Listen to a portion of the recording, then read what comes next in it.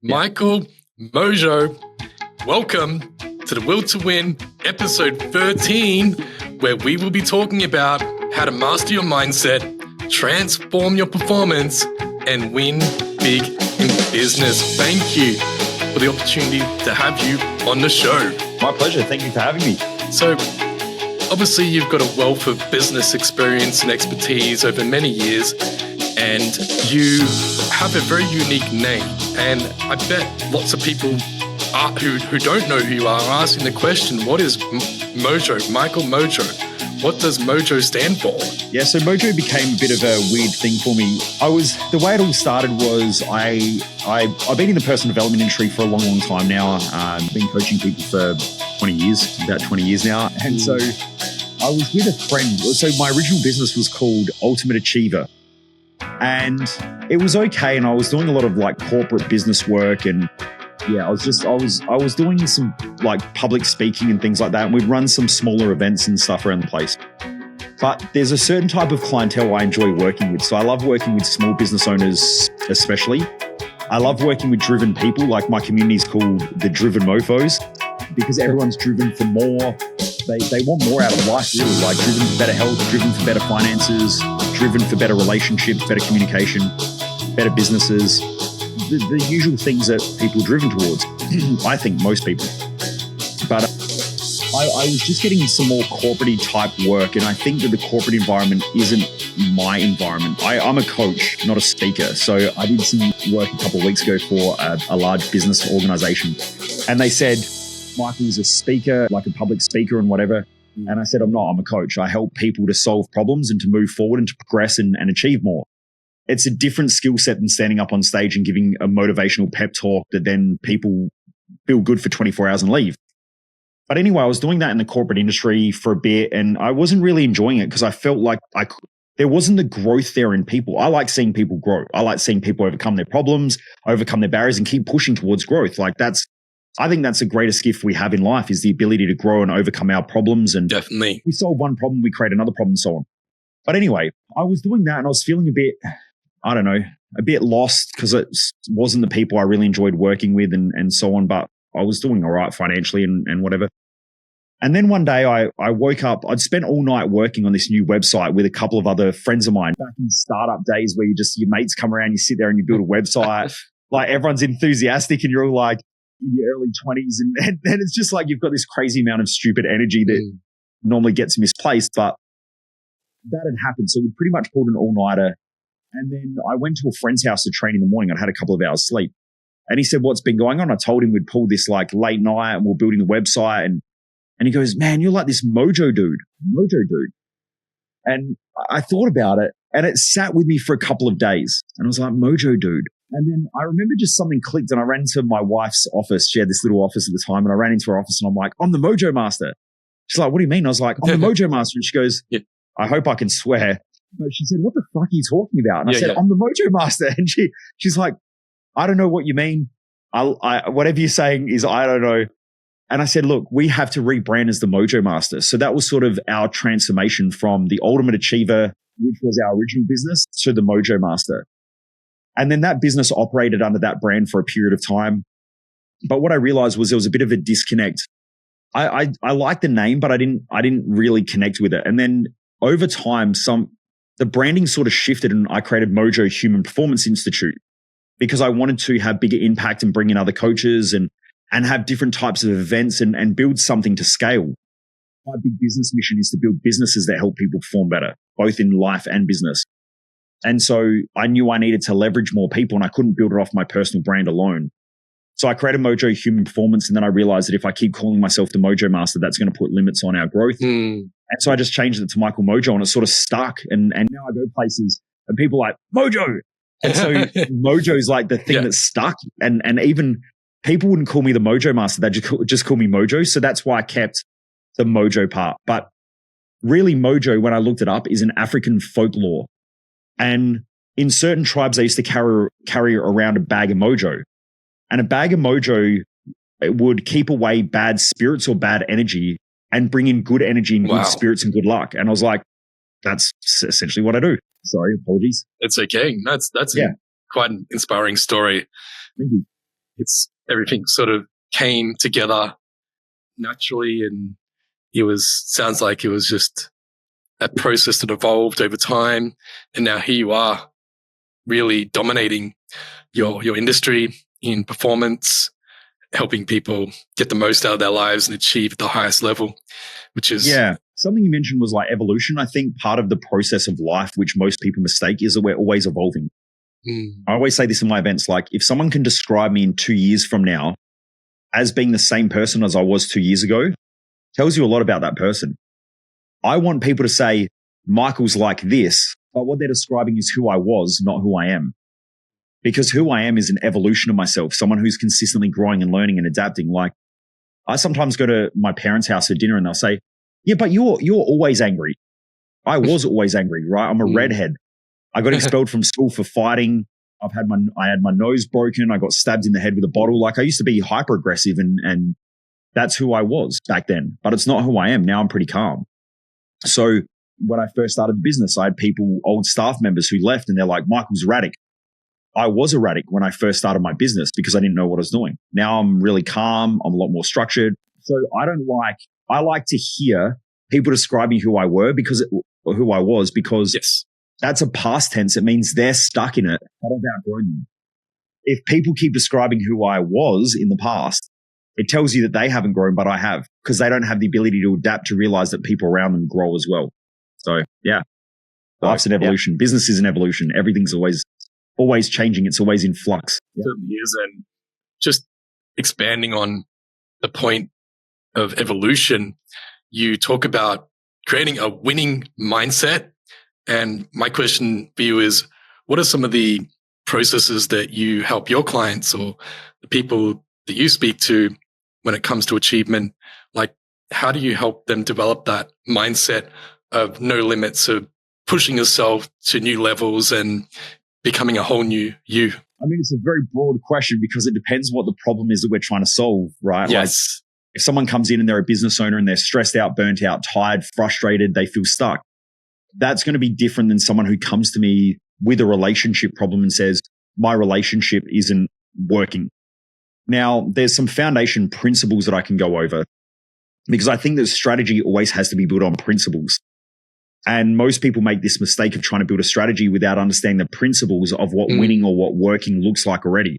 Like we know the principle of health is we probably need to move X amount of time every day. We probably need to eat fairly healthy. And then what are the principles of what does good eating look like? And so when we research that, we find that there are principles, so like frameworks that we can sort of sit in. Now the principle of eating vegan to vegetarian to paleo doesn't really matter, providing that the framework is correct. Like if we eat more calories than what we burn, we're probably going to put on weight, and it doesn't matter whether we're eating vegan, paleo. So that's a principle. Then from there, we look at strategies and structures, which then can be refined over time. What most people do is they want the strategy without understanding the framework or the principles that they're trying to achieve things under. But if I look at like, what are the common principles that make someone do well in life, their personal life? Now, if we look at business, like I'm a business owner, if I'm not doing well personally, my business is screwed. Most people don't realize that. In fact, I was just on the call with one of my clients I've been working with now for 5 years. We've grown their business from doing about $1 million a year in revenue. And I think at the moment they're doing about 14 million on average, and their profit margins are wild. Yeah. So their profit margins are good. They're making over 7 figures profit every year. So actually it's well over 7 figures. But anyway, my point is that when I was working with him tonight, I kept coming back to the core fundamental principle is that your external world is a reflection of what's going on internally. Like if you're stressed in your head and you can't control your own stress, the world around you becomes highly stressful. Now, what most people do is they try to solve the external issue without solving the internal issue. And so they keep repeating patterns. So the business owner who's stressed thinks that if they get rid of one shitty staff member and they hire somebody else, that somebody else is going to make the business perform better. And normally it doesn't. It just creates the stress again. And then in 6 months, they fire somebody. And then they just have these cycles that they go through. People get into an intimate relationship and then they end up breaking up 3-4 years down the track. And then they get back into a relationship and 3-4 years down the track, they break up again, or they go through their second divorce or whatever. What they're not realizing is that every time we look outside of ourselves, we're essentially looking into a mirror of ourselves. And so if we don't learn to look within ourselves in order to solve the external problems that are around us, then we don't actually learn to grow. Now, as business owners, that's one of the key things is like with this guy tonight that I was working with, part of the thing is I'm building his leadership skills now because the business is working well, but his team aren't as effective as what he wants. So my first thing is let's go back to you. What's going on with you? And now he's like, whoa, I'm just stressed out. I'm frustrated. There's all this chaos. And I'm like, so you're mentally, internally stressed. You're internally chaotic. And now you're projecting that out. And you think that if everything outside of you can be less stressful, then you'll be less stressed on the inside. And he said, well, that's exactly right. And I said, it doesn't work like that. You go deal with your stress and the problems that you're perceiving on the external will seem a lot easier to solve. Versus the other way around is you keep thinking that if I'm in a rush or I can quickly fix all this stuff on the outside, then I'll feel better. That's a really shit way of living in the way that most people live. So coming back to the frameworks, which was the original question, the framework for helping someone to achieve great things in their own life where they enjoy it and they're fulfilled. I have something that I help people build, which is their success map. Their success map is essentially 3 key pillars. The first pillar is understanding what fulfills them. Because if we want to achieve anything in life, we have to understand what type of life do we want to build. Now, I don't want to build a business where I wake up in the morning like most people where they're like, oh man, I got to get up and I got to go to work and I got to do. I don't want that. I want to wake up in the morning and just be like, fuck yeah, let's do this.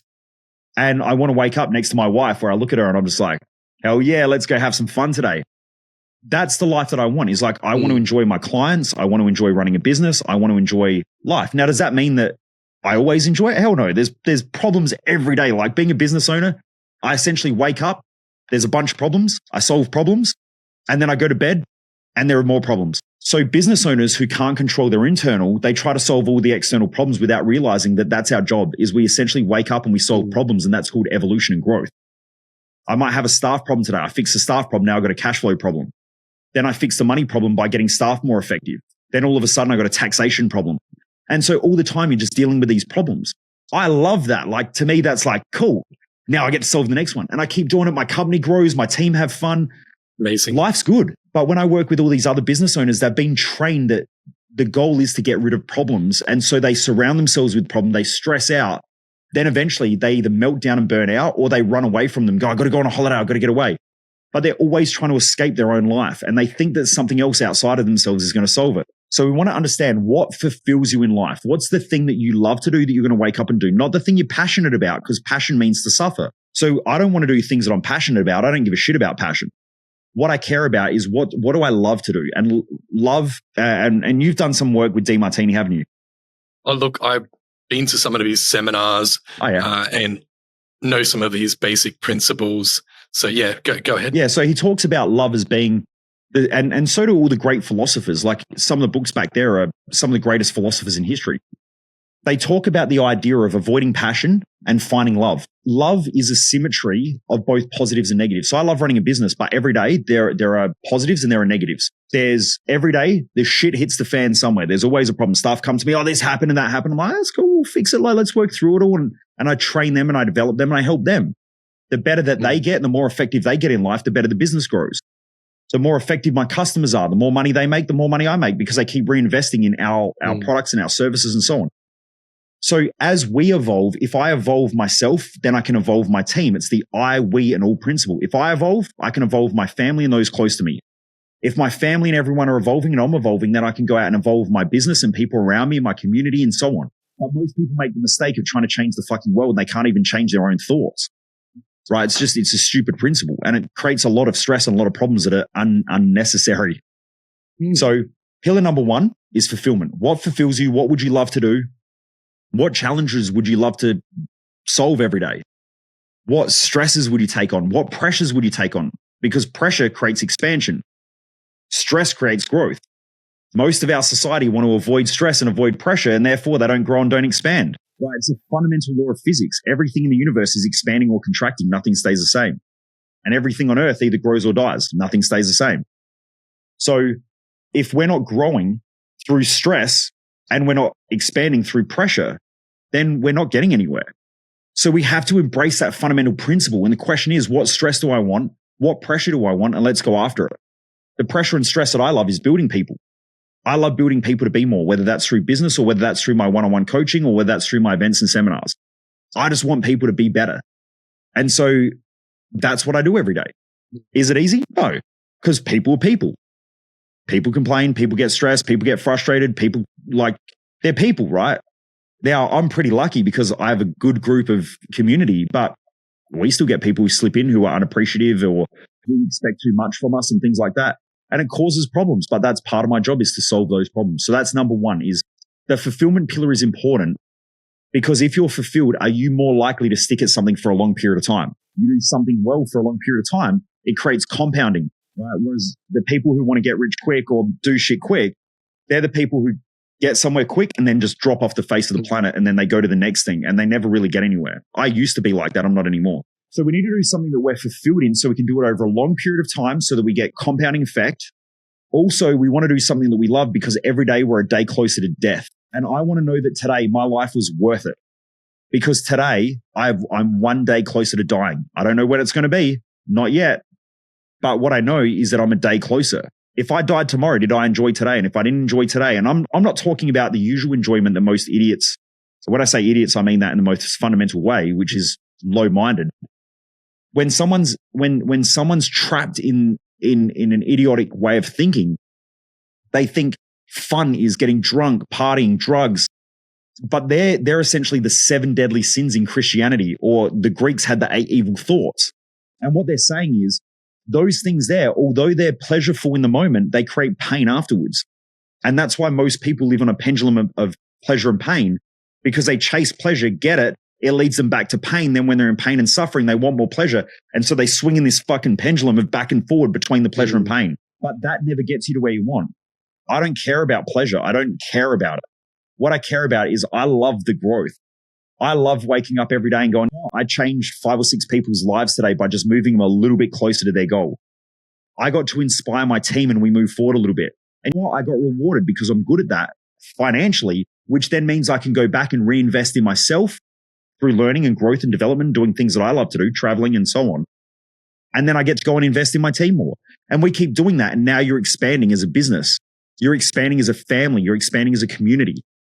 So we've got to find out what we're fulfilled in doing, or if not, we chase pleasure and pain all the time, which always leads in circles. Hence the 7 deadly sins or the 8 evil thoughts from the Greeks. And also a lot of people in the personal development field quote people like Marcus Aurelius. But in Marcus Aurelius's book, he clearly states that we need to avoid the passions. Yeah, almost everyone in the personal development space talks about finding your passion, doing things that you're passionate about. Whereas the greatest philosophers in history spoke about avoiding the passions because passions are pleasure. So anyway, that's fulfillment. The second pillar is you need to know your direction, because without direction, you won't have drive. So we want to be driven towards something that's meaningful for us, which comes from a long-term mission, documenting our visions. Now, we all have unique visions that pop into our mind and things that we believe we can achieve in our lifetime. I personally have never thought about going to space. I don't think about it. I don't really care. I think about building a massive business where I'm running events and seminars with tens of thousands of people and working with the best people on the planet in all different fields, which I've been able to already do, from Olympic athletes to rich listers and so on. They've been my private clients. So that is a vision that's etched in my mind that I keep working towards and I keep building. You have your own unique visions, and so does everybody else. They need to be documented, because that documentation gives you clarity on your mission. The mission is a path to get there, and then you set goals. Now, goals, most people mess up goals as well, because normally they get excited. And if you get excited about goals, you think that you're more skilled than what you are. When you do that, you set big goals with a small skill set, and then you fail at them, and then you beat the shit out of yourself because you feel like you didn't get what you wanted, and you feel guilty and ashamed. And that's that negative cycle, the negative loop that most people get into. So something that's really important is your goals. And I talk to business owners all the time about this, but also this relates to the general public. When you set goals, any goal or anything that we're doing into the future is essentially we're looking into a crystal ball. Now, if I said to you, I think that you should invest in a certain, let's say I'm going to tell you that I think you should invest all your money into, let's say, abalone farming. Right? Abalone is interesting. Right. So abalone, for those who don't know, is like a seashell, right? Is it a mollusk or whatever? But essentially they're an ocean fish that is quite expensive, right? It's not even a fish, but anyway, it's like a shellfish. There's probably a marine biologist on here who's going to flip out. But anyway, my point is, promo. Yeah, if I told you to do that, you'd probably sit there and go, this guy had a mirror ball. Like if you went to your friends and family, said this guy had a mirror ball and he said he looked into the future and he saw that abalone farming was going to go really well. What would your friends and family think? Right? They'd think that you're a weirdo.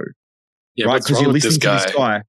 Yeah, who has this magic ball, right? Because we all know the magic person who can see into people's future, and we all know that it's bullshit. Now, when people set goals, we're essentially looking in our own mindset into the future, trying to create predictable patterns. And if we look at our past behaviors and our past way that we utilize our own skill sets and the people around us and our own resources and other people's resources, it should give you some sort of predictable pattern. Now, that predictable pattern should lead us towards the goal.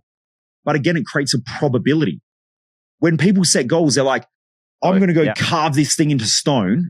I'm going to over-exaggerate my skill set. I'm going to set this big fucking thing that I have people come to me and they're like, I want to be a millionaire in 12 months. And I'm like, cool, you can do that. Just a quick question though, based on your past experience, how much did you earn in the last 12 months? I earned 60 grand. Okay. Well, maybe they just had a bad year. What happened the year before that? It was 60. Okay. And the year before that? 60. So we've got 3 years of consistent 60K. Now, I'm not saying that you can't go from 60 to a million, because you can. But what I'm saying is the probabilities based on the experience that you've got, the knowledge that you have, the skill sets that you got, the chances of you achieving that is probably in a decimal place with many, many zeros in front of it. Now, is there a chance? Yeah, you might have a 1 in a billion chance, but if you're going to bet your life on that, or you're going to bet your life savings on that, it's probably a pretty shitty goal. What I would rather do is create a better probability. Like if someone walks into the gym and they say, I want to lose 20 kilograms. Perfect. We can do that. But now the question is, what's the time frame? Right? If the person needs to lose 20 kilograms and they need to lose it in 2 weeks because it's their wedding, the only way that that's going to happen is they're going to have to either cut the fat off and have surgery, which means their wedding is going to be really uncomfortable because they're going to be in full-blown recovery from a major surgery, or they're going to have to chop limbs off, or it's completely impossible. So that's a shit goal. So what I'm saying is that people need to treat goals like a probability. And then if you get feedback that your goal-setting ability is not good, then you need to use that data and change the way you set goals. So if I want to go from let's say a $1 million business to a $10 million business, but we've been sitting at $1 million for the last 2 to 3 years, going from 1 to 10 in a 12-month period is probably highly improbable. It's not saying it's not impossible, but it's highly improbable unless a lot of inputs change. So now what we probably need to do is go back and reassess. Even growing 100% in 12 months is pretty tough. So let's go back and let's figure out how we're going to do this and create a proper fucking game plan instead of pushing ourselves to the point of burnout, exhaustion, anxiety, stress, frustration. What that tells me about that individual mentally and emotionally, and I'll get to the third pillar in a minute, by the way. Sure. What that tells me about that individual is that they love setting them up for failure, because failure and consistently beating themselves up and feeling like shit is actually their motivator and their driver. And so people who beat the crap out of themselves and feel really bad all the time, they will go through a cycle where they self-depreciate, beat themselves up, and then they'll go really, really hard again in order to prove their value to themselves again and in order to prove their worth. And then they'll go really, really hard. They'll overexert themselves. They'll burn out, and then they'll beat the shit out of themselves again so that they can get back into that self-depreciating state, and they just stay in that loop. It's not a way to a great life. You're getting closer to death. Not a great way to live. Not going to enjoy life. Might achieve some things. It's not going to be fun. It's a shitty way of living. So anyway, I know I went off track, but that other pillar, we need vision, mission, and goals, and they got to be set clear. That's pillar number 2, and they have to be done right. Most people do them wrong. Almost every business owner that I work on with their mission, their vision, their values, as a company guide and as their culture guide, is wrong. And that's why they're stressed. That's why they're frustrated, not getting results. The final pillar is knowing a whole bunch of psychological principles so that you can fine tune yourself. So there's a whole bunch of different things. Like there are principles that I use day in, day out with clients, and I use them myself. One of them is energy over effort. Most people will work harder and think that hard work is going to be the thing that gets them to the place that they want to get to. That's not true. Warren Buffett, one of the richest people on the planet, he works less than what I do. Does that? When at the end of the year, when he does his tax return is $200 million. 200 billion with a B, and I'm running 7-figure plus company. Does he work harder than me? No, I'm grinding my ass out. He just has a better ability to manage himself differently. Now he's in his late 90s, right? So I think he's like 96 or 94 or something. So he has, I'm 40 now. I just turned 40. He's got a lot of extra time. He's got an extra 50 years on top of what I have. And I know my knowledge is compounded. When I was in my 20s, I was like, why aren't I there yet? And then I got into my 30s and I was like, holy shit, the shit that I used to think about when I was 20, like that Michael was completely different person. Like I can't even think like that guy anymore because everything compounds. Someone said something really cool. They gave a wicked analogy the other day. And they said, if you put one piece of paper, like if you lift one piece of paper up, it's very light. But if you put a couple of pieces of paper, it gets a little bit heavier and it gets a little bit more solid. But if you get a real big book that's really thick and it's got thousands of pages, that's extremely heavy. Now, that is built one layer at a time. Now, in our life, people want the book of knowledge, but they're not building their knowledge one layer at a time. And knowledge is built one layer at a time, one day at a time, 1 year at a time, and so on. And we build that. So every year we get stronger and more effective, providing we're learning and implementing and executing and growing through problems and expanding through challenges. When we do that, we keep learning and learning and learning. We just layer. And now these days, like I talk to some business owners and I'm like, man, you just don't get it. Like you don't get it because I have so much knowledge. The knowledge gap between my knowledge and their gap is here. And I have to drop back down and remember what it was like 10 years ago, or 15 years ago when every day was just an absolute struggle. It felt like I was drowning. So you need to have those tools or those frameworks or principles in in the way you operate, because if you don't have that third pillar, it's extremely hard to stay consistent. So energy over effort. Got to manage your energy, because if not, then the only thing you can manage is your effort and you'll eventually burn out. So you want to be managing your energy. That's just one. But there's a whole bunch of other frameworks and stuff that I run off of as well. Like there's a heap of them actually. I got here. I'm running a leadership course next week, so there's a heap of them there. Fantastic. Sorry for the short answer. No, not at all. That was a great answer, and I think the guest will certainly be able to relate to what you've shared through these 3 steps that can really be a powerful tool for change. And you did touch on consistency, so you could be applying all these things, but if you're doing it here and there and it's not consistent, you're not going to achieve long-term results. So what do you see as the key to upholding the consistency, the habits, and the strategies so that you're actually getting somewhere with it? Yeah. So again, I have another framework that I use all the time with clients, whether it's personally or professionally or in their business. Clarity times by standards plus environment equals your success or equals your fulfillment or equals the results you want. So if we just go back to the start of the framework, it's clarity. Clarity comes before standards. If you don't have clarity, standards drop. So if someone wants to improve their standards, which might be that they're more consistent, it might be that they are more courageous. If you don't have clarity around why that's important, it's hard to uphold that. Before this interview, like I've been working since like 7 o'clock this morning back to back. It's now like 7 o'clock at night here. So it's been a 12-hour day already, and I got heaps more work to do. Now, some days I work from like 4 a.m. until 8 or 9 o'clock. And then other days like are a bit more chilled and a bit more cruisy. But I love this stuff, right? When I go back to like why is that important for me? I have to really think back to like, why do I do this stuff? Because if not, you get caught in your emotions. Now, all emotions are volatile. So what goes up comes back down. What's positive ends up negative, and what's negative then becomes positive again. And we keep going around in circles. So when you have clarity, I just focus back on, why am I doing this? Now, why am I doing it? Because I want to grow a business that helps people perform better, right? It's the mission of the company. Well, the vision of the company is to build businesses that help people perform better. The mission's a lot bigger than that. And there's a lot of parts of that mission, but that's why I do it. The other thing is that I wouldn't do this stuff if I didn't feel like I had some inner calling that allowed me to do what I was highly effective at. Now, I've obviously learned a lot and developed skills like the ability to talk on a podcast like this. I remember the day I recorded my first video for YouTube. I recorded it and I actually put it off for about 4 or 5 days. I kept thinking, I'll do it tomorrow. And then I'd go watch TV. I'd go have a coffee. Then I'd go for a walk. Then I'd come back and I'd watch some more TV. And I put it off for like a couple of days. Then I came back, I recorded the video. I watched it and I was like, this is crap. And I deleted it. That happened for like a week, right? Like it was a couple of days where I just kept recording stuff and then deleting it because I hated it. And then eventually I thought, what? One of the principles I have is you always have to start shit first. And I don't mean start shit as in start the object. I mean, you are going to be shit when you start. So when you're going to be shit, then you don't put these high standards on yourself and pressure like most people do, where they're like, I've got to be good. If you look at me on a podcast, I was talking about this in my podcast. I do a podcast 5 days a week, Monday to Friday, most weeks, not all the time. But then I do 3 guest podcasts or 2 guest podcasts minimum every week. And I have been doing this for a long time. So I'm probably like 250 podcasts in with other people. Do I think that I'm amazing at them? No. I just try to work on one thing every podcast and get a little bit better at it, just like people should do. But if you look at that and you go, wow, I should be like his level, then that self-comparative, you're gonna crush yourself in that. You're better off just starting and being shit and realizing that your first podcast, no one cares and no one listens. And your mum and dad or whoever in your family are probably going to tell you that it was great, even if it sucked. But by the time you actually get good, like this year, I'm doing a tour in the US and I'm working with some big names over there and things like that.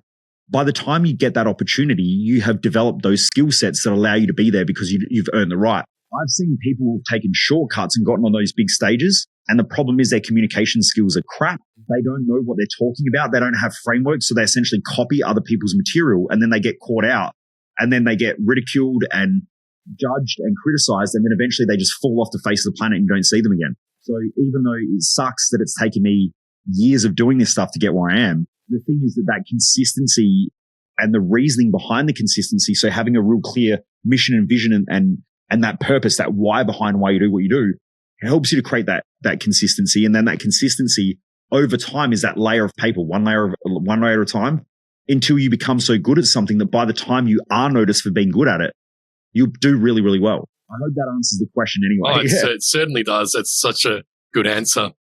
And thank you.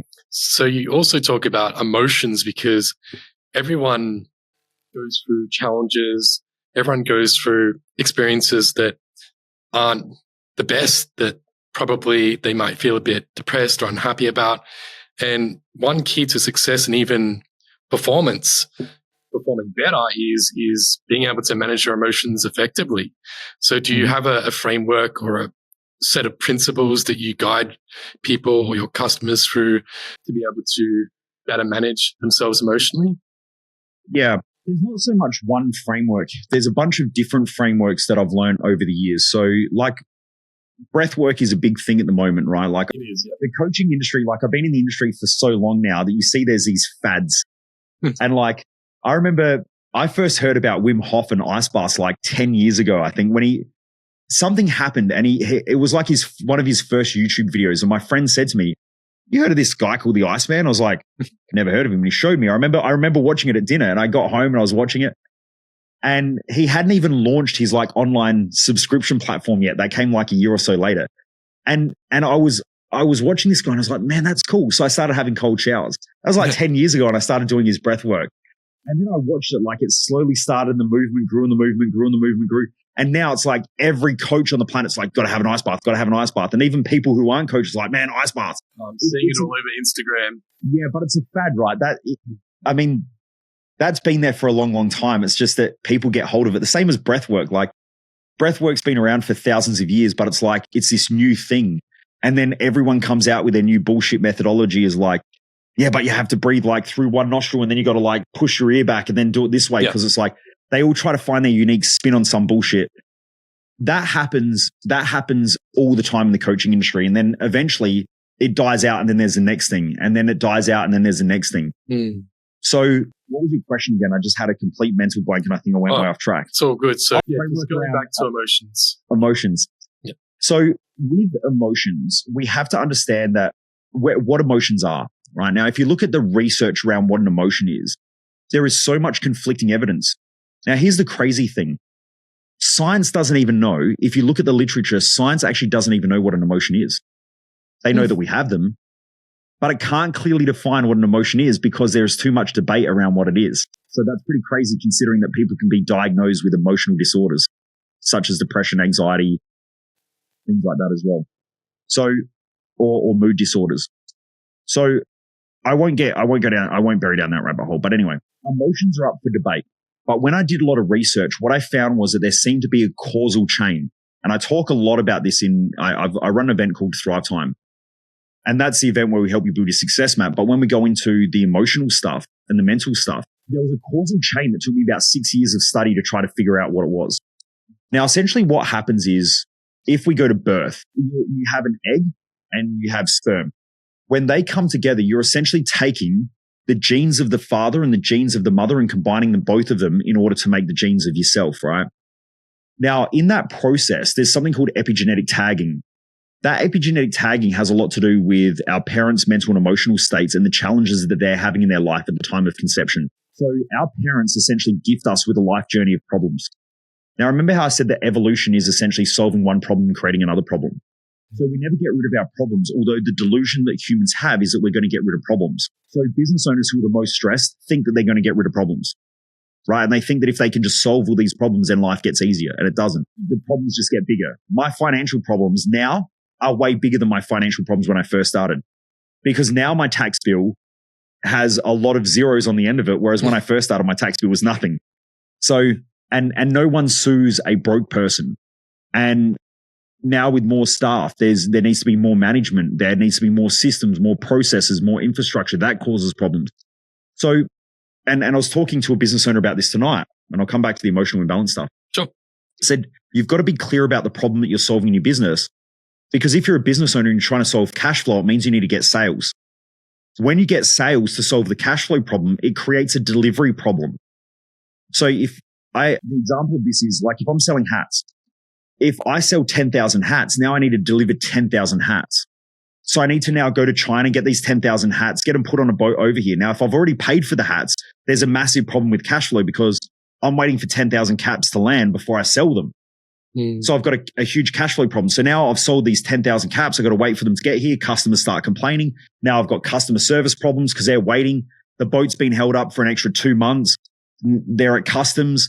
Then from there, I get them and I go, oh shit, 1 out of every 10 caps. So 10% of them are faulty. Shit. Now I got to send a bunch back to China. I've got to get them to send these other ones back across. So now these other customers have, but here's the thing, we've sold them. So now we've actually solved the cash flow problem, but now we've got customer problems. All that happens is in business and in life, we just keep revolving around in problems. Now, if we do a good job, there's something called a noosphere that Vygotsky spoke about, the philosopher. And what he said is that we go through these spheres of growth. Where you're at right now in your life, this is anyone listening to this. When you're going through any challenge in life, you're stuck at a level. And those levels are like school. In grade 1, you're like, oh, cool, it's fun. You're in grade 1 now. You're a bit bigger than reception. And you're like, yeah, cool, this is good. It starts off easy. Everything's great. You start learning some stuff. You mess around a little bit. You might do some homework. You might not, if you're like me. Get in trouble a little bit. And then one day the teacher comes in after a whole year's worth of work, or it might even be a whole term. And they hit the big T word. And they go, we've got a test. And you're like, oh shit, not a test. And then you get all stressed out. You start worrying. You're like, crap, I can't remember half this stuff. I better study. You've got to cram. It forces you to grow. It's uncomfortable. It sucks. You're afraid. What if I fail? All of these things come up. It's like the most uncomfortable time. Then you go through the test. And after the test, you're like, well, I've either failed or I haven't. Let's see. Now you get your results back. Cool, I passed. And then you go back to that same journey again where you learn, you grab a whole bunch of skills, and then a test happens, and then you get fear, worry, stress, concern. There's all these challenges, and you've got to then grab all the knowledge that you've got from the past learning experiences, piece them together in order to pass the test. That's the exact metaphor for life. And so when all these business owners come to me and all these people come to me, they're like, yeah, but I'm so stressed out because of all these things. I'm like, yeah, but you're just going through a test. Here's the thing. If you fail the test, what happens? You repeat the grade. Now, if you've been stuck in life for 10 years or you've been stuck financially, it already tells me everything that I need to know about you as a person. It tells me that every time you come up against a test, you run away from it, you're scared, or you're not learning fast enough in order to break through. That's why you start. So there's only a couple of options. You stay where you are right now and you can just keep repeating grade 2, or you go to grade 3. But in order to go to grade 3, you've got to have all the stress, all the pressure, all the learnings. You've got to integrate all your thinking. You have all the doubt, all the fears, everything like that. And then you have this huge breakthrough. And then after the breakthrough, you have something called an identity crisis. I was the first person on the planet. I did a whole bunch of research on this. I'm the first person on the planet to realize that when you have a breakthrough, you have an identity crisis. And so you start questioning yourself about everything again. You're like, I don't even know what I want to do anymore. I don't even know if I'm going in the right direction. Is this for me? I don't know whether I want to be married. I don't know whether maybe my relationship's not working. I don't know. Should I quit my job? Should I not quit my job? Am I making enough money? Do I really want to be here? I don't know whether what about my kids? All of those what ifs and all of the questions start resurfacing again. And what it does is you've got to reconfirm you as an individual and where you're going. Should you reconfirm it again? Hence the need for a success map like I teach. Once you break through, all of a sudden you're like, cool, now I got clarity again, bang, and now I'm off. You're learning, you're having this experience, life becomes fun again, you enjoy everything. And then after a period of time, depends on how fast you're growing, you sit there again, you're like, oh shit, everything's getting tough. There's all these challenges, there's all these fucking problems. I don't know why I'm having to deal with all this shit. And man, this is tough. And now we're getting the next challenge again. Are we going from grade 3 to grade 4? The beauty is at grade 1, you get grade 1 problems. You get grade 1 challenges, you get grade 1 lessons, but you also get grade 1 rewards. People want grade 12 rewards, but they don't want grade 12 challenges. So when someone comes to me, like I had a business owner who's a big property developer, and I went to his office because he hired me and he called me down. He's like, right, I need your help. I've worked with him for years. And he said, mate, I'm getting sued. This guy's suing me for like $3 million. And I was like, okay.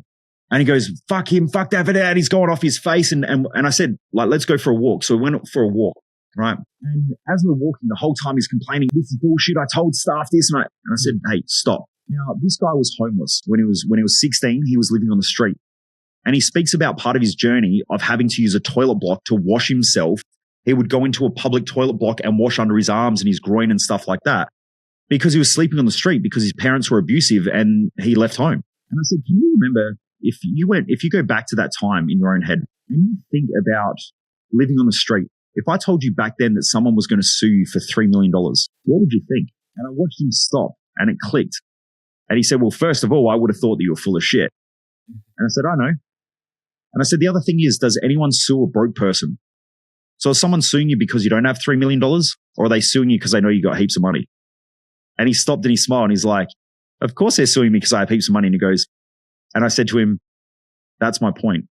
You've got shit tons of money. Just be fucking grateful. Because the only reason why you're in this position is because of the level of the game that you're playing. So appreciate the level, appreciate the game. And he smiled and he said, thank you. Wow. So my point is that you are rewarded proportionally to the level that you're playing the game at. If you think that you're going to get to level 12 when you can't even handle the stress at level 1 or level 2, then you're never going to get there. Now, some people skip grades. So if for instance, if you inherited $1 million off of parents who don't develop your skills to manage your finances, and don't understand the pressures of however they've developed the money. So let's say that they have a big business. Let's say the business has $100 million in revenue or $100 million is worth $100 million. They die, business gets sold off. That $100 million lands in your bank account. Yet at the same time, mummy and daddy have protected you from having to deal with financial pressure and financial stress. And every time you got yourself in trouble, they get you out of it and they babysit you like the little baby that you are. Then all of a sudden now you've got $100 million. That's like walking into the gym and seeing someone lift 200 kilos on a squat and just getting under the bar and going, I reckon I can lift that. And you pick it up and all of a sudden, bang, now your spine's crushed, your legs are broken, everything like that. You just got absolutely destroyed. You want to watch parents destroy their kids? Watch them give away their inheritance and never train them on how to look after their finances or how to manage their money. So you want to make sure that you're bringing your kids up to the level of the game that you're playing. Now, if you have a look at great people who have done that well, Gina Reinhart in Australia, people say, oh, she inherited billions of dollars. She inherited whatever it was, like I can't remember, but let's say it's $3 billion.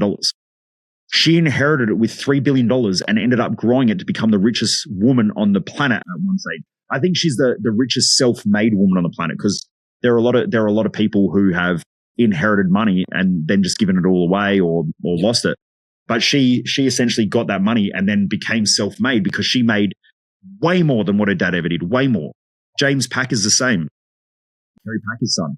He inherited a heap of money. He's still a billionaire. He's kept all the money. The Murdochs, they've got a lot of money. There are a lot of people out there who have done a great job at training their kids to be able to handle that amount of stress and pressure. Because that child, if they're at a level 300 financially, that kid better be at a level 300. They better be able to handle level 300 problems, or if not, it's going to destroy them. So coming back to the imbalances, like how do you handle your emotions and things like that, there's a whole bunch of different tools. So first of all, different levels require different tools. So one of the key things that I teach people straight away is whatever you're focusing on is whatever you're going to consistently bring into your life. Now, a lot of speakers have spoken about this, but what does that mean?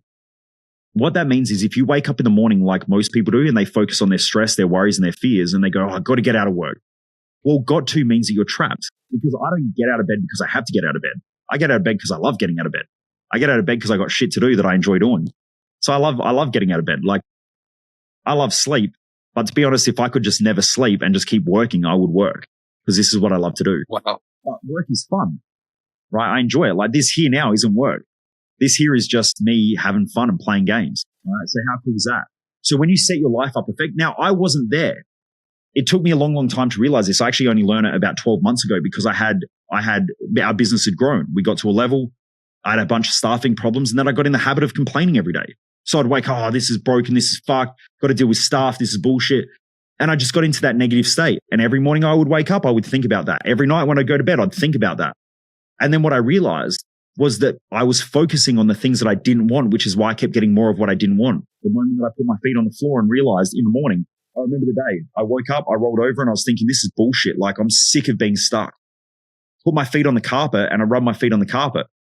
Now, myself and my wife we bought this beautiful house a couple of years ago, and she did this big renovation, like this room here.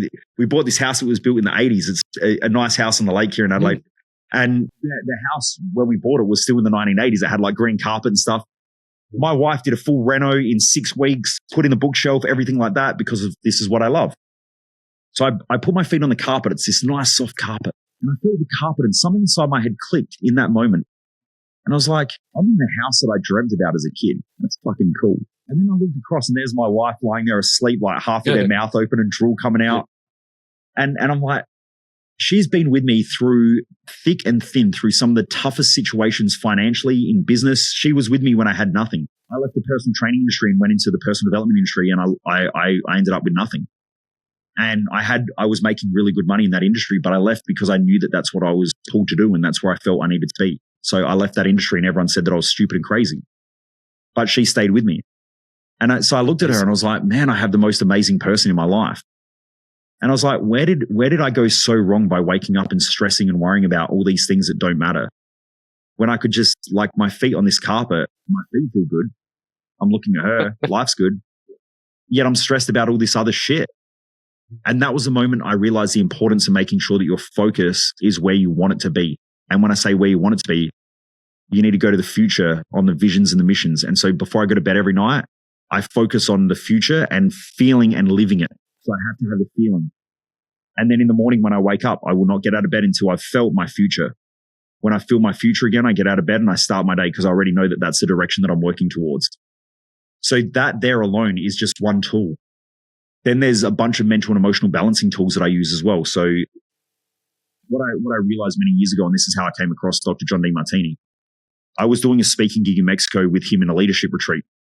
And I was telling him about this mental and emotional balancing tool that I was trying to create, because I was studying yin yang philosophy from ancient Chinese philosophy. And I said, I believe that the brain is yin and yang. It has to balance itself back out, because if you look at everything in nature, it goes back to its most stable form. And he said, how are you going with it? And I told him, I'm stuck on the science behind it. The philosophy's there, but the science isn't. And he said, come and do my event. So I jumped in, I started learning from him. And he became a mentor, and then he became a close friend. And now some of my work is in some of his work. So he references my work as I reference his.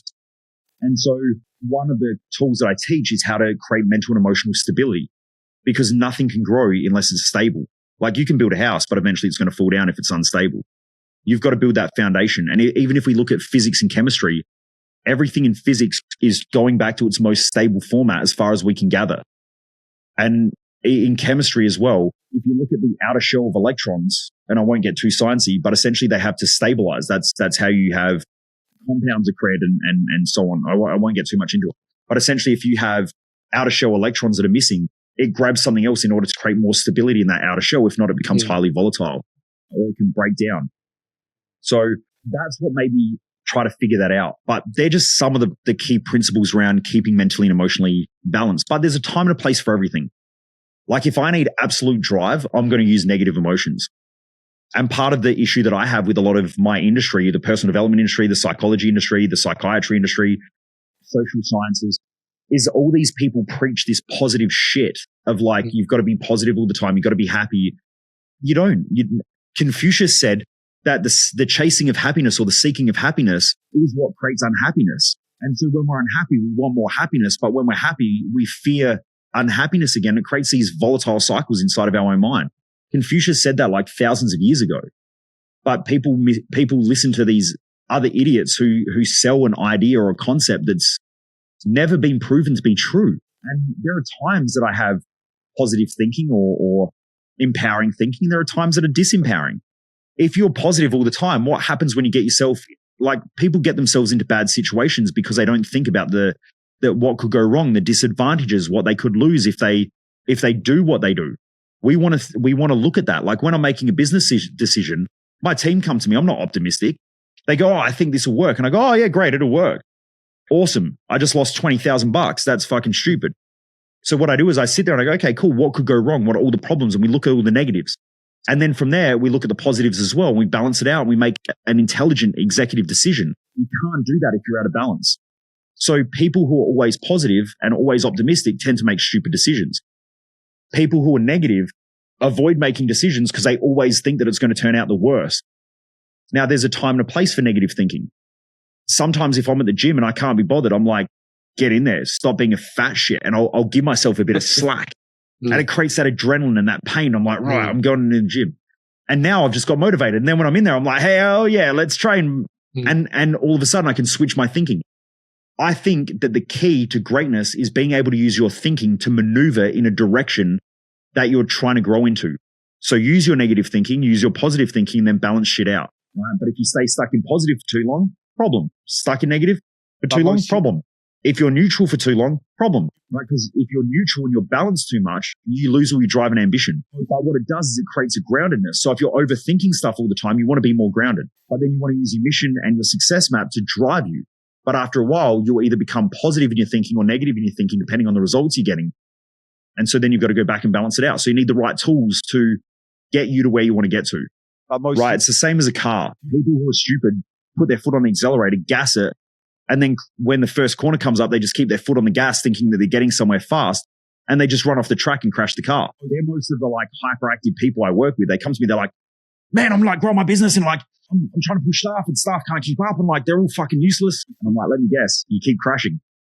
Maybe you need to slow down, my friend, and use the brake. Nah, man, like we've got to grow. We've got to go. Cool then, just keep using the accelerator. See how you go. And then there's the other people who sit on the start line, their foot's on the brake and everyone else just keeps driving past and they're like, why do I keep losing? They're most comfortable sitting still doing nothing because it's safe. Or they think that it's safe, but everyone else keeps passing them by. To be a good, effective racer in life, you need to know how to accelerate. You need to know how to brake. You need to know how to put your foot flat, and you need to know when to keep the accelerator on, but just sort of slowly feather it, right? Because you can still accelerate, but you might have to accelerate a little bit slower. You're still getting somewhere, but there's a time where you just need to accelerate slowly and just chip away at things. And then there's other times where you get on that straight again and everything's clear and you just put your foot down and you gun it. But then as you come up to the first corner, you've got to hard brake, slow everything down. And then you turn into the corner, you see the direction that you want to go in, and you're like, right, accelerate again. So good drivers, good business owners, good business leaders, good leaders in their family, good people with influence, and even just the general public, they need to know how to use their own mind the same as a car. You need to know when to slow down, when to speed up, when to brake, when to accelerate. And sometimes you want to just put your foot flat to the floor, but the conditions don't say that it's right to put your foot flat to the floor. Like if you're in rain and it's raining heavily and you don't have the right tires on, doing that is a silly idea because you're going to crash. Most people do that in life. They're in bad economic environment and they're like, nah, we want to grow, when what they should be doing is consolidating and slowing down. And so they crash. But life's like that as well. We go through times of growth, time for consolidation, time for shedding away some of the things that don't help us or give us an advantage anymore. And then we just keep moving. So like as you go through your own growth stages, sometimes you lose friends. Sometimes you lose communication with family. You have to lose things in order to gain things in life as well. And so part of your own growth and part of business growth as well is that you grow, you consolidate, you shed, and then you grow into the next stage. And that's just a cycle of growth. If you have a look at nature, that happens all the time. But most humans are like, grow. That's like accelerate. And then they wonder why they crash, they burn out. It's ineffective. So I hope that answers the question. There's no one tool, but there's a bunch of frameworks and ideas and thoughts that I've hopefully given your audience as well, where they can just think through things a little bit differently as well and hopefully help them. Absolutely. It's been very helpful. And we'll come to the final question of the podcast episode. And you talk about performance, and we've obviously talked about winning, but how do you work your ass off. Like you are just, but you go, but you also have balance. Like you always bring it back to balance. So you have that yin yang mindset. But how do people keep that energy? How do entrepreneurs like myself, people who are still trying to establish their business and grow and advance, like how do you keep that energy consistent? Yeah, there's a few different things that I can give for that question, and I could probably go on for hours on that one question alone. But like, I remember a quote years ago, and someone said the only way where a boundary is when you cross it. Now, you only know your own boundaries when you cross those boundaries. So a lot of people in this day and age worry way too much about balance, and they're like, I meet these business owners and they're like, oh man, I want more balance. I want more work-life balance. And I'm like, I don't even know what that means. And they're like, well, I just want more work-life balance. And they use it because society's conditioned them for this silly idea that they've never even thought about. Now, our idea of balance really comes down to our values. And this is why having a clear success map is important. Now, when I look at my life, my highest value is teaching, coaching, and learning.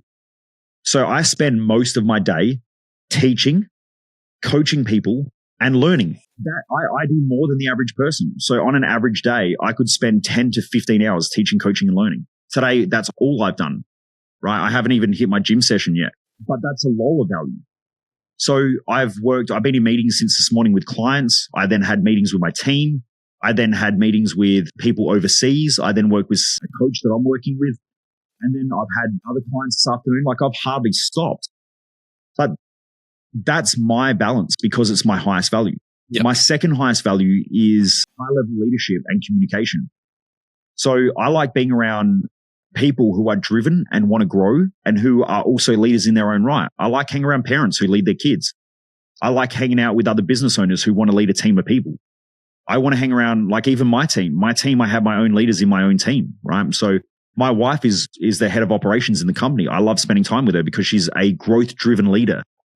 So I like hanging around those types of people. But guess what? The thing is I learn from them, but also most of my clients are those types of people. So not only do I teach, coach, and learn from those people, I also get paid to teach, coach, and learn those types of people. So now I have this big cycle of I learn, I coach, and even when I make money, I still learn, teach, and coach. So I get to do what I love. Then I go down to my third highest value, which is business and wealth creation. So I keep building this business bigger and bigger every year, and we keep making more and more money. And the more money we make, the more I get to teach, coach, and learn. The more I connect with high-level leaders and bring them into our community and help them as well, because they need the tools that I have to become better leaders and better business owners and more effective in their family. So the money then becomes an amplifier of the stuff that I'm already doing. Money essentially is an amplifier. Like if you're living a shit life and you have money, your money is just going to create more of a shit life, and all of your habits will show that and demonstrate it. That's why if you don't change you never change your life. But people try to change their life and think that it's going to change the way that they feel, and it never does. So that's my third highest value. And then my fourth highest value is physical appearance and physical fitness. So I like going to the gym. I like exercising. I like training. And so I just set my life up around my four values. And it took me a while to do that. But these days, I very rarely go outside of it. Like someone will come to me and they go, oh, we need you to do X, Y, and Z. And I go, I'm not doing that. And they go, well, you have to. And I'm like, nah, you're mistaking me. I'm definitely not. That's not how I operate. And sometimes I have unrealistic clients. I sometimes pick up a client who is just unrealistic and they want me to be something that I'm not. And I just go, look, here's your money back. I'm not your guy. Go somewhere else. Now they lose out on working with one of the best coaches in the world because they're unadaptable and they don't accept me for being me. That's silly. Now, if you're any type of leader, if you don't accept people for the way that they are and then work on growing their skill sets, which make them more of themselves, then you're setting yourself up for failure because you can't turn a lion into a fish. Most people, they hire a person and then try to turn them into something they're not instead of looking at their skills and saying, where are they consistent? Where are they effective? What makes them them? And then working on developing those skill sets and pushing them up and putting them in the right roles. Or if not, letting them go and letting them go to a business where they're going to be appreciated and valued for the skills that they have. Right. So these are things that keep people not effective. I don't know. I can't even remember what the question is because I just sort of stole it and went crazy. Good. It's so good. It was all about your energy and energy balance and I think you've answered it quite well. So just coming back to it, because I want to round off the question for you. I hate to leave people just hanging. When it comes to that, your lifestyle balance, there is no such thing as work-life balance. Like if you have a low value on career or a low value on work or a low value on business, the fuck makes you think that you want to work? So your work-life balance is going to be crap. Now you can work an 8-hour day, but if you have a low value on work or career or something like that, or something that's going to expand you within that career, you're probably going to be working an 8-hour day if you need money to pay bills. And during that 8-hour day, you're probably going to do about 3 hours worth of work and you're going to spend most of your day avoiding working because it's not what you want to do. And unfortunately, there are plenty of government departments. There are plenty of councils who get free money. Now, anytime that people get given money without doing something, so giving something for nothing, they'll waste it. And so when a government wastes money and they go, oh, we don't have enough money, what do? They just raise taxes. Nothing off their skin. They don't give a shit. So then we give them more money and then they just go and waste it again because there's no accountability on their behalf. But then what they can do is they can give that to other non-productive members. So everybody knows that there are plenty of people in the council or council workers, not all of them, some of them are very good, but most of them get frustrated because they want to work and they want to be productive, but they're around people who get paid really, really well to do nothing. So essentially they're being rewarded. And I watch them. I watch dudes who are around the council area. I'll walk past and I go for a walk and an hour later they're still sitting in their truck just on their phones. And I'm like, hang on, the lawnmower's on the back. What's going on here, lads? Now, people go, yeah, but they're probably taking their lunch break.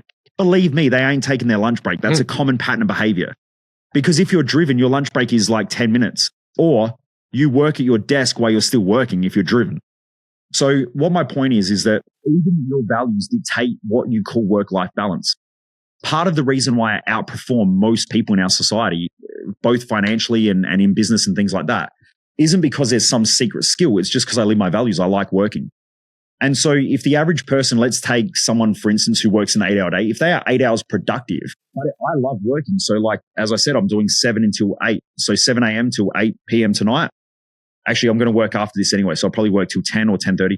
If we look at that day, now, if I do that every week, let's say the average working week is 38 hours. Let's round it up to 40. If I work 80 hours and I'm more productive and I'm more effective and I'm more efficient because I'm more engaged in what I do, my productivity isn't just double because I'm working double the amount of time. I might create 6 or 7 times the amount of produce at the end of that week because I'm just more effective. So if you add that up over a 10-year period, they might be 40 years behind where I'm at. Right now, they're not 40 years behind in actual years, but they're 40 years behind in work. And that's why a lot of people lose the game and they're non-productive. So what we want to have a look at, and there's nothing wrong with that. It's just that you have to realize that part of the reason why I drive a McLaren is because of my values. It's not because it makes you less valuable. It's just because my life and my lifestyle is tailored in a way that makes me love work and push really, really hard to grow a business and things like that. But that doesn't take away from the fact that someone who has a high value of family, they're probably the most amazing mum and amazing dad, which I probably would not be if I had kids. I would not be as good as what they are. My sister is an amazing mum. Her family's her highest value. She is one of the most epic human beings when it comes to managing kids. And the way that when the kids get upset, the way that she deals with them both firmly but fairly is phenomenal. Whereas I watch my brother-in-law, he gets upset quick. Now, he's got a higher value on experiences and travel and hanging out with his friends and and socializing and things like that. So when the kids get upset, he has a very short patience, right? Whereas my sister, she's very patient with them and she just knows how to communicate. Now, she's never done communication training for kids, but she just gets it. Now, she's a way better mum than someone who has a low value of kids, right? That doesn't mean that they can't be a mum. It's just that they're going to be different. Now, their balance is going to be different. My sister wants to spend as much time with her family and her kids as she can. Now, she also has a high value of career. So she will spend as much time as she can with the kids, and she's super productive and present with them. But when she's working, she's a machine. And then she goes home, and so that's her lifestyle balance. Yeah. Not the same as my lifestyle balance, not the same as your lifestyle balance, not the same as my mum has a completely different lifestyle balance to that as well. And so does my dad. So lifestyle balance is a way that works for you. Then we have mental and emotional balance as well. And this is why that success map is so important. Because without that, you don't know what your actual balance looks like, and you'll probably burn out, you'll be stressed out, you'll be frustrated, you'll be overwhelmed, right? And all of those things, those negative emotions and experiences that you're having are essentially a red light on your dashboard telling you that there's something wrong. And the worst thing that happens is now people go to the doctors, they get medicated and all that stuff to shut that shit down. But that's like getting a bit of sticky tape and putting it across the red light on your dashboard to tell you that you got low oil. The emotion's there for a reason to say, hey, there's something going on here. That has to shift. We've got to do something differently. We've got to change. So what we want to do, and I think I got onto this before, actually, I got off track. But our thought processes, I went into genetics. When a child is born, and I'll swing it all back and I'll wrap it up for you. Perfect. When we're born, the sperm and the egg, when they come together, are essentially exchanging information. The only thing that evolves through the universe, according to physics at this current time, is is information. And even energy contains information. So light contains information. So information is the thing that evolves. Now, if we look at the passing on of genes as passing on information, our parents are essentially passing on information about the environment and also about themselves. They're passing on all these bits of information about what are my fears, what am I scared of, what am I worried about. And so there is a lot of, if you look at evolutionary psychology, you'll see that there's this idea or this theory, and I guess it's a scientific theory as well, where we're a lot more genetically like our parents or our grandparents than what we think. And so, yes, we can grow and we can evolve, but our genetics heavily influence us. They influence our psychology, they influence our fears, they influence our worry, they influence our anxiety, they influence a whole bunch of things. So then when we're born into the world, we come into the world with these perceptions that have already been gifted to us from our parents and their own imbalances. Now, what I don't want is I don't want you to look at your parents and go, oh, you fucked me up, because they didn't. They just gave you the information. They were given the same thing, and they've been working hard their whole entire life to try to better themselves than what their parents were. And your job is to do the same so that you're in a better spot for your kids. And then your kids will do the same thing. So that's called evolution. No one's fucked up. It's just that's part of evolution. That's the game. So now, when we come out into the world, our eyes, our smell, our touch, our hearing, everything like that becomes aware of this external world, this external reality, which then we have to navigate. When we take in that information, it goes into our brain, and our brain creates perceptions or meanings behind what everything means in the outside world. And so when a child is learning what the outside world means, and they're attaching meanings to things. And then from those meanings, they create beliefs and they create stories. So stories are essentially a bunch of beliefs and meanings. So now what happens is in our own psyche, we have these beliefs and meanings and essentially stories that we've partially taken on epigenetically because we're probably going to be more responsive to fear. And if we're more responsive to fear, our perceptions then pick up fear more. Then we go, oh, well, when I go outside, there's people. That scares me. And so now we might have some sort of social anxiety disorder. That's not saying that you actually have social anxiety. It's just saying that you're more receptive to potentially being like that. But our job now is to resolve that and figure that out through our life. Right. So now that person lives life. When they have those thought processes and those perceptions, our brain doesn't really do too much. Our nervous system regulates our movement and our flow of movement, but it doesn't actually get us to move. The muscular contraction and things like that cause us to move normally happen through chemical changes in the body first. So when we look at that, our brain essentially says there's something going on outside that I think could put us at threat. That's a perception. Our brain then signals certain things through neuropeptides and neurohormones or neurochemicals, which then change hormones in our body and neuropeptides. That then floods through our cells. Our cells then interact with those chemicals, which then now start to change the way we operate and the way we move. But it also changes the way we feel.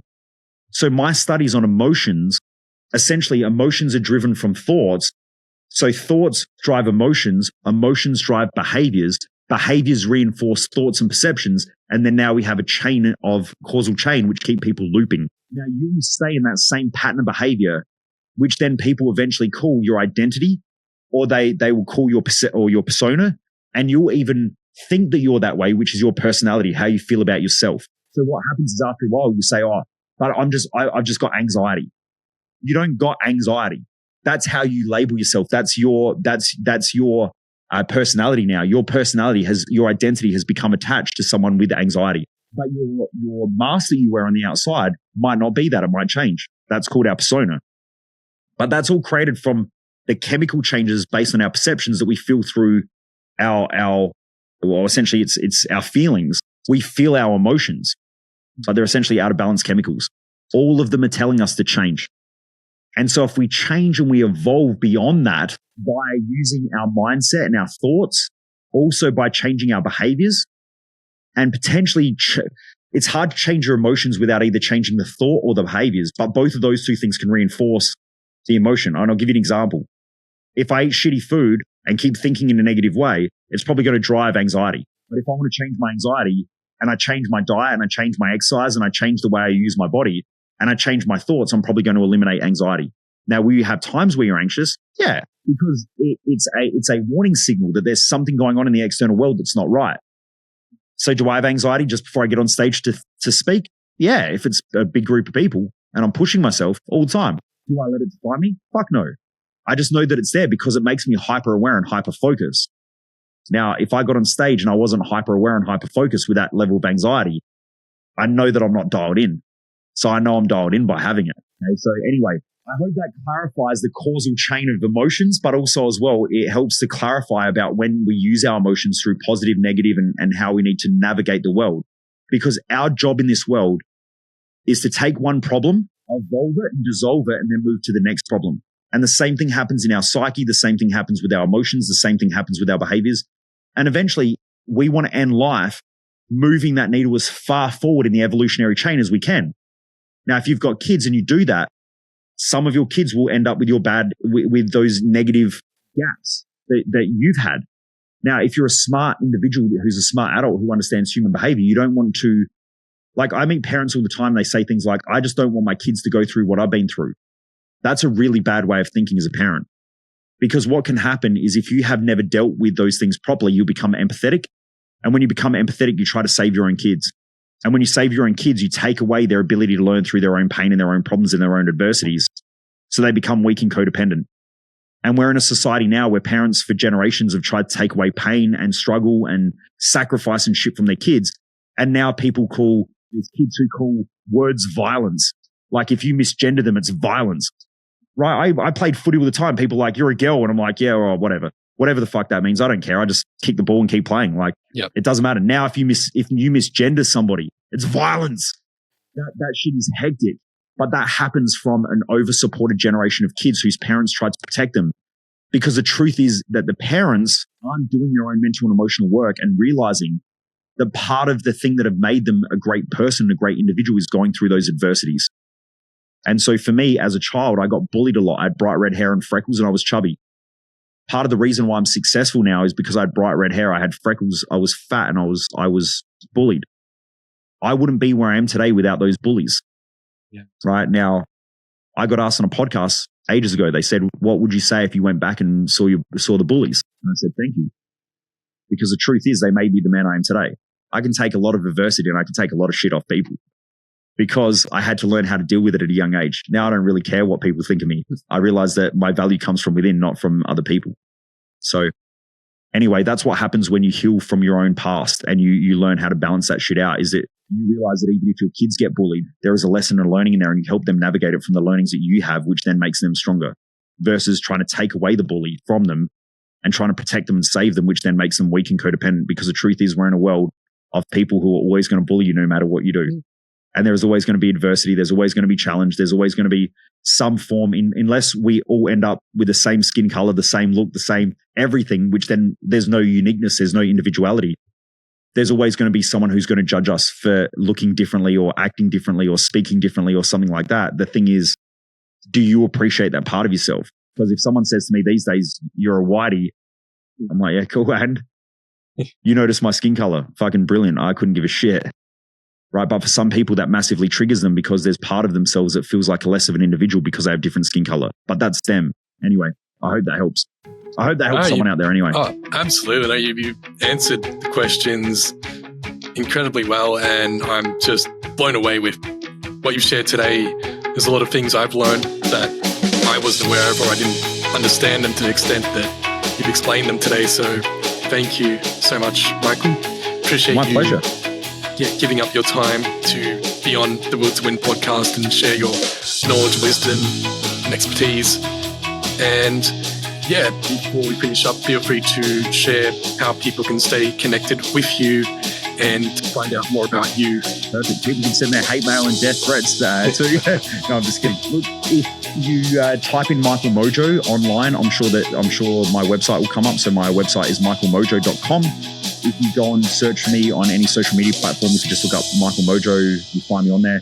On my Instagram page, which is where I'm highly active and I spend a lot of time speaking to the community and stuff like that on there, is Michael Mojo _success. So you'll find me on Instagram on Michael Mojo _success. And the other ones as well, I think are just either Michael Mojo or Michael Mojo 00, something like that. You'll find me, like people will find me if they want to find me. That's it. But yeah. You just gotta look for the mojo. That's all you need to do. 100%. Look, if you send me a message and then you start getting a message about cryptocurrency, foreign exchange, or anywhere where you've got to give your credit card details online, it's definitely not me. You've definitely got the wrong page. Yeah, but the wrong mojo. There's definitely scammers out there who try to make false fake pages and stuff like that. But you, my page. Fantastic. Well, that's it. All done and dusted. Thank you, Michael. Awesome. Mate, I hope you enjoyed it. You said, thank you for giving up my time. I didn't give up my time.